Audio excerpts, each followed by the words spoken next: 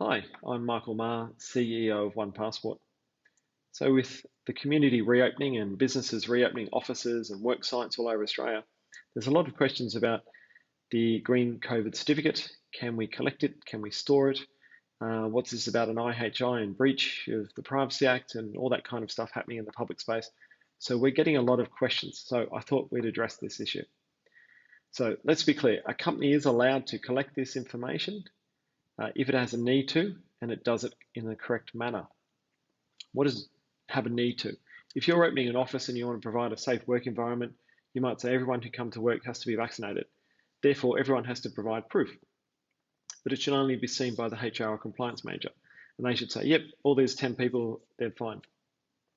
The line managers and other people shouldn't need to see it. So that's a need. If you've got customer facing staff like hospitality, or if you're a consulting company and you send people out to work on other people's sites, all of these are good needs. The pitfall where most people are being tripped up on is how you actually go about collecting the information.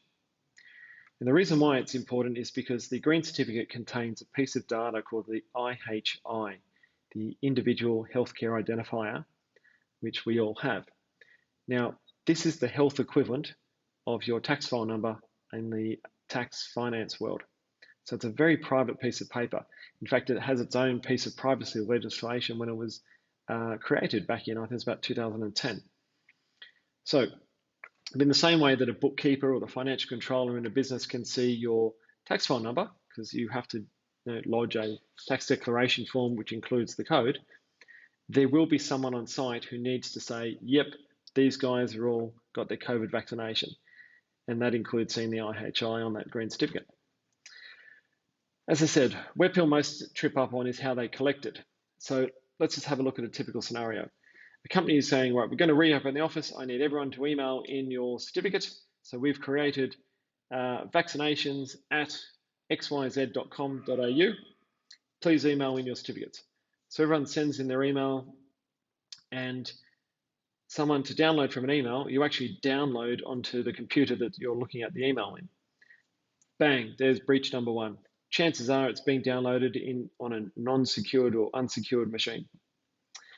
Two, the person who's actually doing the download, unless they are the compliance or HR manager, they're probably an admin person, they're not authorized to see the IHI. So bang, breach number two.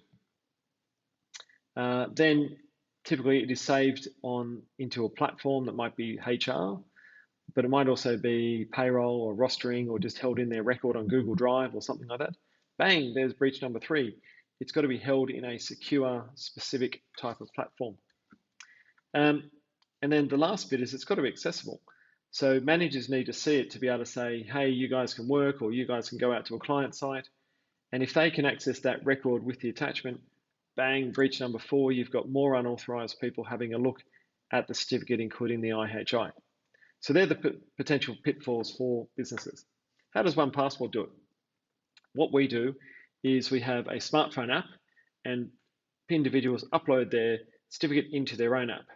And then they share it across to the OnePassport compliance management system that companies have. It's a cloud-based SaaS system. And so we skip half a dozen of those problems. First off, you're not emailing, you're sharing it from your own system. So there's no one downloading it. There's no inappropriate person seeing it.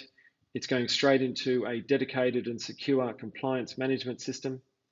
And the person who actually has the governance step of opening it and saying, Michael got his dose that Jeff shared on this date, and here's the attachment. Yep, that it really is a green certificate, not a Coles docket, is the right person, because only the compliance manager or HR manager would have that access.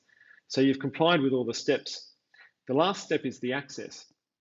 We separate the information, Michael, dose 2, COVID, certificate, etc., and the date, from the actual certificate. So that as a line manager, I might want to say, I'm sending 10 people out on a job.